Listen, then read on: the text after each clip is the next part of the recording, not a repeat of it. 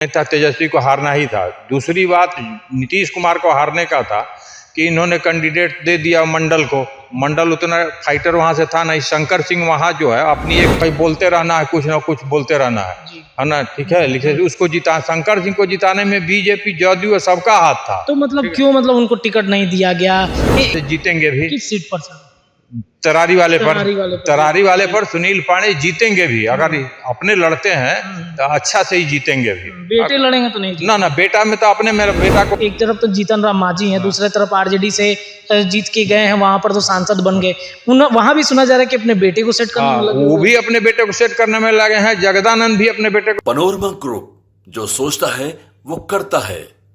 नमस्कार, भारत लाइव देख रहे हैं आप, और ये मुद्दे की बात है जहां पर हम चर्चा राजनीतिक गलियारे में चल रही उथल पुथल पर करते हैं। बिहार के एक सीट पर उपचुनाव हुआ, रुपौली, और वहां पर ना तो एनडीए जीती और ना ही महागठबंधन। वहां से जीता कौन? तो निर्दलीय। रुपौली पूर्णिया लोकसभा क्षेत्र में आता है। इसके अलावा बिहार के 4 अन्य सीटों पर चुनाव होने हैं। इमामगंज, बेलागंज, तरारी और रामगढ़। इन सीटों पर भारतीय जनता पार्टी और जदयू ने क्या स्ट्रेटजी बनाई है? उपचुनाव में अगर ये हारते हैं तो विधानसभा में इनका प्लानिंग क्या होगा? क्या महागठबंधन बाजी मार जाएगी? तमाम विषयों पर चर्चा करेंगे। हमारे साथ सीनियर जर्नलिस्ट, बिहार के जाने माने वरिष्ठ पत्रकार दयाशंकर तिवारी सर हैं। सर, बहुत बहुत स्वागत है आपका। बहुत बहुत धन्यवाद। पूर्णिया में रुपौली में उपचुनाव हुआ, वहाँ पर एक निर्दलीय प्रत्याशी जीतता है। क्या कमी रहेगी नीतीश कुमार में कि वहाँ पर नहीं जीत पाए? उन जदयू की सीट रही, तेजस्वी भी हार गए वहाँ पर। तेजस्वी को तो हारना ही वहाँ से था, कैसे कि बीमा भारती जदयू से भाग करके वहाँ गई हुई थी और एमपी हार चुकी थी। पब्लिक के नज़र में थी कि हाँ ये भगोड़ी है, इसलिए वहाँ पर उसको तो जीतना ही नहीं था। तेजस्वी को हारना ही था। दूसरी बात नीतीश कुमार को हारने का था कि इन्होंने कैंडिडेट दे दिया मंडल को।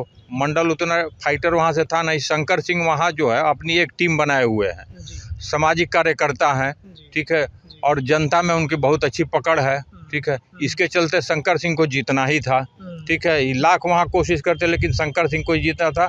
अगर ये लोग चाहते तो बीजेपी और जदयू मिल करके शंकर को ही टिकट दे देती, ठीक है। दोनों आदमी चाहता तो दे देता, लेकिन ये लोग अपने अपने स्वार्थ में लड़ते रहा। दूसरे को मंडल को टिकट दे दिया और उसमें शंकर सिंह निकल गए। शंकर सिंह वहाँ से बहुत बढ़िया अपना एक यूनिटी बना के चलते हैं। समाज में उनका वहाँ एगो पकड़ है, जनता के बीच में पकड़ है। तो शंकर सिंह निर्दलीय जीते। उसमें कुछ बीजेपी और जदयू के नेताओं का भी समर्थन था, अंदर से समर्थन था कि हाँ शंकर सिंह को जिताया जाए। उसमें पप्पू यादव का भी समर्थन था कि हाँ शंकर सिंह को जिताया जाए। पप्पू यादव तो ढोलक टाइप के हैं, अपना बोलते रहते हैं, कुछ बोलते रहते हैं, कोई वैल्यू उसका नहीं लेना है। शंकर सिंह को जिताने में पप्पू यादव का भी अंदरूनी पूरा हाथ था। पप्पू यादव को तो मान लो कि जिधर से चाहिए कि हाँ भाई बोलते रहना है, कुछ ना कुछ बोलते रहना है ना, ठीक है। लेकिन उसको जिता, शंकर सिंह को जिताने में बीजेपी जदयू सबका हाथ था। तो मतलब क्यों उनको टिकट नहीं दिया गया? आखिरकार चिराग पासवान को भी तो टिकट जा सकता था, उनके पार्टी छोड़ के आए थे वो। शंकर सिंह इसलिए थोड़ा सा उनका दबंगई टाइप का वहाँ पर छवि है, ठीक है, अपराध किस्म का छवि है, इसी के चलते ये लोग नहीं दिया। और सब पार्टी को तो पैसा चाहिए कि पहले 5 करोड़ 6 करोड़ रुपया दीजिए तो आपको टिकट देंगे। शंकर सिंह इस पर तैयार नहीं हुआ। बोला कि हम निर्दलीय जीत जाएंगे तो काय खाते हम पैसा देने जाए। और निर्दलीय जीत भी गया। कार्यकर्ता जनता के बीच में उसकी पकड़ थी, वो आराम से निर्दलीय जब जीतने का उसको पूरा मन में विश्वास था कि हम झूठ मूठ का पैसा ही लोग को देने जाए, पैसा देने से कोई फायदा नहीं है, निर्दलीय लड़ेंगे तो जीतेंगे ही। और निर्दलीय लड़ा, जीत गया। तो ये एक वहाँ की सीट, चूंकि मंडल और बीमा भारती ये तमाम वहाँ जातियाँ हैं, वो हमेशा मंडल को ही जिताते आई हैं। वहाँ से राजपूत समाज सर कैसे जीत सकता है? समाज जो है पब्लिक अब देख रहा है ना कि काम कौन करेगा। बीमा भारती भगोड़ी निकली, जदयू से गद्दारी कर करके आरजेडी में गई। आरजेडी में फिर उसको टिकट दिया, वो हार गई। उसका छवि लोग देख लिया। मंडल वैसा दबंग कार्यकर्ता है नहीं। शंकर सिंह की एक दबंग की छवि है, जो अब आदमी देखता है कि मेरा नेता दबंग हो, जो विधानसभा में कार्य करवा सके, जो पदाधिकारियों पर दबाव बना सके, उसी को अब चुनना चाह रहा है। हाँ, अब ये नहीं है कि हाँ आप झोला ढो रहे हैं, चमचागिरी कर रहे हैं, आपको जिता दिया, उससे कोई फायदा नहीं। पब्लिक अभी देख रही कि मेरा नेता दबंग हो, विधानसभा में बोले, कुछ मेरा काम कराए, कुछ समाज का काम कराए, उसी को जिताना चाह रही है। उसी के चलते शंकर सिंह को जिताया गया वहाँ। ये 4 जगहों पर और चुनाव होने वाले हैं, बेलागंज, इमामगंज, तरारी और रामगढ़। यहाँ पर क्या लगता है सर, क्या हो सकता है? इसमें तो मान लीजिए कि अभी सुनील पांडे को हो रहा है कि आप जदयू से वहाँ लड़िए, ठीक है, लेकिन सुनील पांडे अभी अपना बेटा को चाह रहे हैं।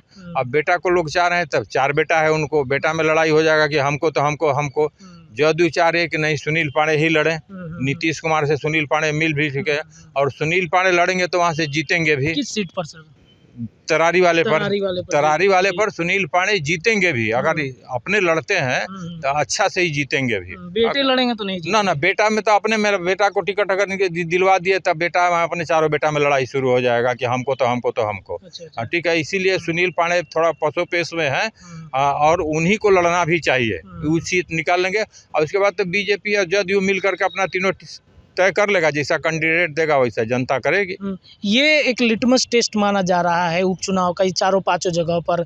क्या विधानसभा में अगर मान लीजिए इन 4 जगहों पर अगर हारते भी हैं तो विधानसभा में नीतीश कुछ फैसला भी ले सकते हैं? हाँ, ले सकते हैं, फैसला तो ये ले सकते हैं। अगर ये हार गए ये हो 4 सीट तो ये कुछ न कुछ फैसला लेंगे, लेकिन हारने का ऐसा गुंजाइश नहीं है। तरारी में सुनील पांडे लड़ेंगे, 1 सीट आराम से उतर कन्फर्म है। अब 3 सीट पर ये लोग क्या करता है बीजेपी या जदयू मिल करके, वो बाद में देखने की चीज है। इमामगंज और बेलागंज में एक तरफ तो जीतन राम मांझी हैं, दूसरे तरफ आरजेडी से जीत के गए हैं, वहां पर तो सांसद बन गए। वहां भी सुना जा रहा है कि अपने बेटे को सेट करने में लगे। वो भी अपने बेटे को सेट करने में लगे हैं। जगदानंद भी अपने बेटे को सेट करने में लगे हैं। सुरेंद्र यादव भी अपने बेटे को सेट करने में लगे। यहो परिवार पार्टी है, यहो जनता देख रही है कि कौन यहाँ से क्या करने वाला है। सब अपना अपना बेटा का है, उनसे बढ़िया कार्यकर्ता नहीं है। मांझी के बेटा से कार्यकर्ता है कि नहीं है? मांझी तो एकदम फ्रॉड टाइप का काम करेगा अगर अपना बेटा को दिलवाएगा तो। हाँ, वहाँ और भी कार्यकर्ता है उसको दिलवाओ। सुरेंद्र यादव का छवि पहले दबंग टाइप का, उचक्का टाइप का रहबे किया। अगर वहां से सुरेंद्र यादव को बेटा को मिलता है ये भी बहुत गलत है। और कार्यकर्ता है उसको दिलवाओ। तुम आरजेडी में कितना कार्यकर्ता है, ठीक है। मतलब यही वजह है सर कि मुझे लगता है कि निर्दलीय पर ज्यादा लोग भरोसा कर रहे हैं। ज्यादा लोग निर्दलीय पर, जो समाज में वहाँ कार्यकर्ता है, पब्लिक के बीच में है, कार्य करा रहा है, देख रहा है, उसी को लोग जिताना चाह रहा है। अब परिवारवाद पर लोग नहीं ध्यान दे रहा है। परिवारवाद एक लुटेरे टाइप का हो गया है कि अपने भी बन गए, बेटा भी बन गए, धन लूट लो, जितना लूट लो। लूटने का ही एगो प्रवृत्ति है कि हम भी लूटे, बेटवा भी लूटे, पतोहिया हो गई तो पतोहिया भी लूटे। यही लूटने का ही सिस्टम है, ऐसा कुछ नहीं है। अब लोग निर्दलीय पर ही विश्वास कर रहा है जो समाज में कार्य कर रहा है। एक अंतिम प्रश्न है सर कि ये एक नया पैटर्न बिहार में चला निर्दलीय पर, पप्पू यादव इसके मतलब सूत्रधार बने हैं क्या? पप्पू यादव को देखा देखी जैसे हुआ। पप्पू यादव पहले जो छवि रही हो, पहले जो छवि है पप्पू यादव का सब लोग जानता है, ठीक है। यहाँ पुनाई चक में ही मकान कब्जा करके 20-25 बरिस रहे, दबंग टाइप का आदमी। लेकिन इधर बीच में कोरोना टाइप के समय में बीच में जो पप्पू यादव कुछ बढ़िया काम करने चल, इस चलते पप्पू यादव को लोग जिताया। और वही अब देख करके लोग निर्दलीय को जो मदद करेगा जनता को, अब वही रहेगा। चोर उचक्के को लोग समझ चुके हैं कि कौन अपने लिए केवल जीत करके आता है, अपने लूटता है, अपने खाता है। जो समाज में रहेगा उसी को पब्लिक वोट देगा और उसी को जिताएगा। हाँ, अब उस वाला बात, पहले वाला बात नहीं है। मतलब ये माना जाए कि 4 सीटों पर अगर हारते तो नीतीश फैसला भी ले सकते हैं। एकदम ले सकते हैं, एकदम लेंगे ही। हाँ, कैसे कि ये जो 1 सीट देख लिए है नीतीश कुमार, तो नीतीश कुमार मोदी वहाँ नरेंद्र मोदी से बात करके, अमित शाह से बात करके, और तभी कोई निर्णय ले लेंगे। सम्राट से तो यहाँ तक मान की बात हो ही रही है, लेकिन केंद्र से बात करके ही 4 सीट पर निर्णय लेंगे। चलिए देखिए, तो मुद्दे की बात में हम चर्चा कर रहे थे। वरिष्ठ पत्रकार दयाशंकर तिवारी सर थे। इन्होंने बताया कि आने वाले जो 4 सीटों पर उपचुनाव हो रहे हैं उसमें अगर एनडीए गठबंधन गड़बड़ाता है तो मान के चलिए 2025 में कुछ बड़ा फैसला नीतीश कर सकते हैं। केंद्र और बिहार सरकार मिल करके क्या कुछ रणनीति तय करेगी, इस पर हमारी निगाहें रहेंगी। चर्चाएं भारत लाइव पर लगातार जारी रहेंगी। बहुत बहुत धन्यवाद। पनोरमा ग्रुप, जो सोचता है वो करता है। अगर ये वीडियो पसंद आई और वह बिहार के राजनीति और बिहारियत से सरोकार रखेनी तो सब्सक्राइब बटन दबा के चैनल के सब्सक्राइब कर ली। ओजे एगो घंटी बा, ओकरा बटन दबा देला से कुल सटीक और मारक खबर रुआ मुफ्त में मिल जाई। अगर रुआ पत्रकारिता के हमनी के नया प्रयोग में सहयोग कर चाहतानी तो ज्वाइन बटन दबा दी। पेटीएम नंबर नोट कर ली 9386816700।